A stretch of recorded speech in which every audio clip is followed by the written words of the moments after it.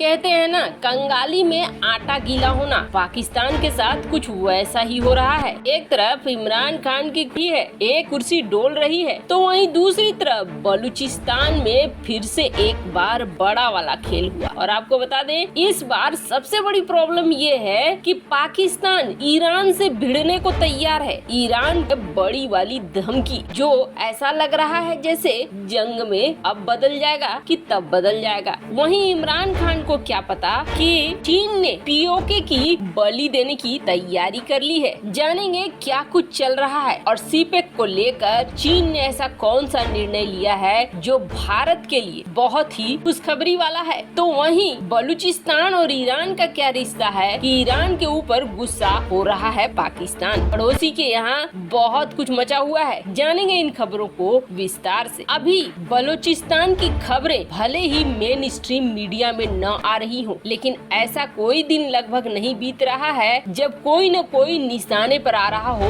बलूचिस्तान में। बलूचिस्तान की खबरें आप देखेंगे तो लगातार 2 हफ्ते पहले, 4 हफ्ते पहले, 1 महीने पहले ये आपको मिलेंगी ही मिलेंगी खबरें। लगातार यहाँ कुछ न कुछ बड़ा कांड हो ही रहा है। 1 हफ्ते पहले बलूचिस्तान के सीबी जिले में कांड हुआ। तब एक मेला हो रहा था और इस मेले में सेना के जवानों को निशाना बनाया गया। जो आधिकारिक आंकड़ा आया वो 5 का आया, जबकि 28 लोग घायल बताए गए। उससे पहले इसी महीने पेशावर में जुमे की नमाज के दौरान भी इसी तरह का कांड हुआ और धीरे धीरे ये बढ़ता ही जा रहा है। हालात ये हो गए हैं कि चीन ने भी इस जगह को लेकर बड़ा फैसला कर लिया है। और चीन क्या फैसला कर रहा है और उसका कैसे भारत को लेकर बड़ा प्लान है, उस पर भी जानेंगे। लेकिन ये जान ले कि कल ही बलूचिस्तान में फिर एक बड़ा कांड हुआ है और इस कांड में बौखला गया है पाकिस्तान। इसमें 4 सेना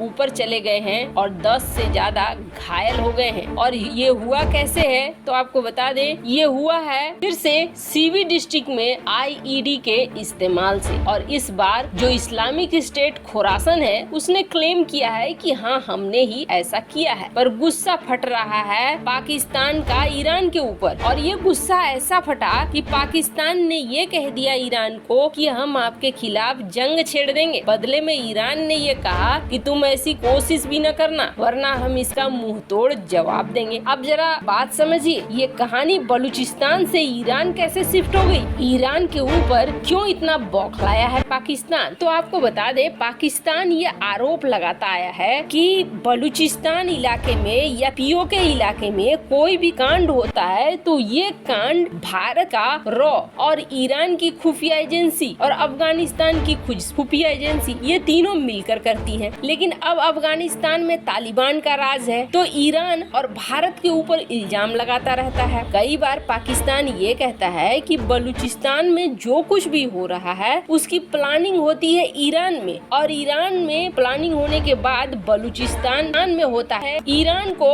अपना सबसे बड़ा दुश्मन मानता है पाकिस्तान। चलो एक बार को मान भी लेते हैं कि ईरान ऐसा करता है, लेकिन ईरान के पास ऐसा करने की क्या वजह है। 1973 में तो ईरान और पाकिस्तान की बहुत अच्छी वाली दोस्ती थी। दोनों के दोस्ती वाले अच्छे फोटोग्राफ्स आते थे। यहाँ तक कि ईरान तो कई सारे बड़े हथियार देता था पाकिस्तान को, और कथित तौर पर पाकिस्तान उन हथियारों का इस्तेमाल बलूचिस्तान विद्रोहियों के लिए ही करता था। फिर ये सारा कुछ खेल कैसे बदल गया और क्या कुछ होने लगा, तो आपको बता दें, इस खेल के लिए भी जिम्मेदार है पाकिस्तान ही। दरअसल पाकिस्तान ने ईरान के पीछे अपने आतंकियों कैसे लगाया, तो आपको जैसा कि पता है, जब अर्मेनिया अजरबैजान का युद्ध चल रहा था तब पाकिस्तान अजरबैजान की तरफ था, और अजरबैजान की तरफ रहते हुए तो ईरान के इलाके हैं, उस ईरान के इलाके में अजरबैजान अभी भी कई इलाकों पर दावा ठोकता है और पाकिस्तान की भी इसमें पूरी सहमति है। पाकिस्तान और अजरबैजान कथित तौर पर एक मिलिशिया बना चुके हैं और ये मिलिशिया परेशान करते हैं ईरान के लोगों को जो अर्मेनियाई मूल के हैं, जिसे अजरबैजान कहता है कि ये हमारा इलाका है और इसे हमें चाहिए। यहाँ से दोनों देशों की दुश्मनी शुरू होती है। ऊपर से अफगानिस्तान में जिस तरीके से पाकिस्तान ने किया, पाकिस्तान की वजह से तालिबान इस वक्त सबसे बड़ी समस्या बन चुके हैं ईरान के। अब ईरान और तालिबान के बीच में झड़पें भी होती रहती है। एक बार बार तो चेक पोस्ट को ही कब्जा जमा लिया था। ऐसे में ईरान की अपनी खुंदस भी है पाकिस्तान के खिलाफ, और जो खुंदस कहीं न कहीं निकल रही है। पाकिस्तान ने चारों तरफ सिर्फ कांटे ही कांटे बोए हैं, ऐसे में उसे फूल कहां से मिलेगा, ये सबसे बड़ा सवाल है। खैर, जहां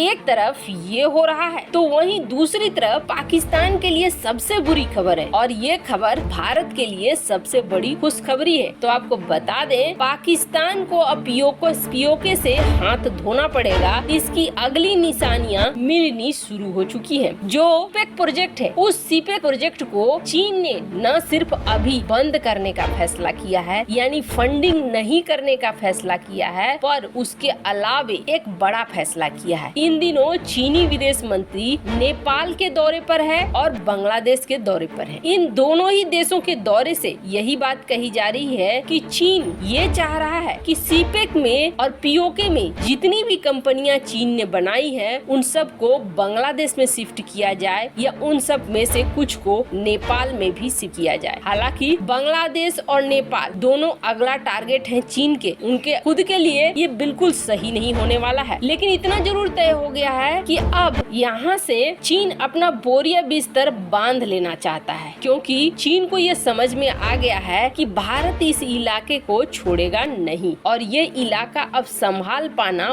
बहुत मुश्किल है। बलूचिस्तान के विद्रोही जिस तरीके से कर रहे हैं, अब इस हालात में चीन को अपने लोगों की जान बचाना मुश्किल हो रहा है, तो वो इस क्षेत्र में और लंबा टिकना नहीं चाह रहा है। यही वजह है कि धीरे धीरे अब ये कंपनियां यहाँ से शिफ्ट हो रही हैं। और आपको बता दें, जो सोचकर पाकिस्तान ने चीन की एंट्री कराई थी और सीपेक प्रोजेक्ट को इस रास्ते से करने के लिए पूरा प्लान बनाया था, वो प्लान बुरी तरीके से फेल होता हुआ दिख रहा है। और कहीं न कहीं ये सारी वजह है जिसकी वजह से खुद पाकिस्तानी एक्सपर्ट भी ये मान रहे हैं कि आने वाले दिनों में पीओके को बचाए रखना पाकिस्तान के लिए टेढ़ी खीर साबित होने वाली है। तो वहीं चीन बड़ी आसानी से पीओके की कुर्बानी दे देगा, और कुर्बानी देकर भारत के साथ रिश्ते को सही करना चाहेगा। इसलिए क्योंकि अब लड़ाई कुछ अलग दिशा में जा रही है। अब जो जियोपॉलिटिकल ऑर्डर है वो बिल्कुल बदल रहा है, और चीन के सुर भी बदल रहे हैं, चीन की बातों का अंदाज भी बदल रहा है। ऐसे में आने वाले समय में अगर पीओके की बलि देकर चीन निकल जाता है तो कोई बहुत बड़ी बात नहीं होगी। वैसे आपको क्या लगता है, क्या चीन बलि देकर निकलेगा पीओके की? पाकिस्तान जो ये सोचता था चीनी सैनिक बचाने आएंगे, कुछ वैसा नहीं होता हुआ दिख रहा है। कमेंट कर अपनी राय जरूर बताएं। जल्द मिलते हैं अगले वीडियो में नई खबर के साथ।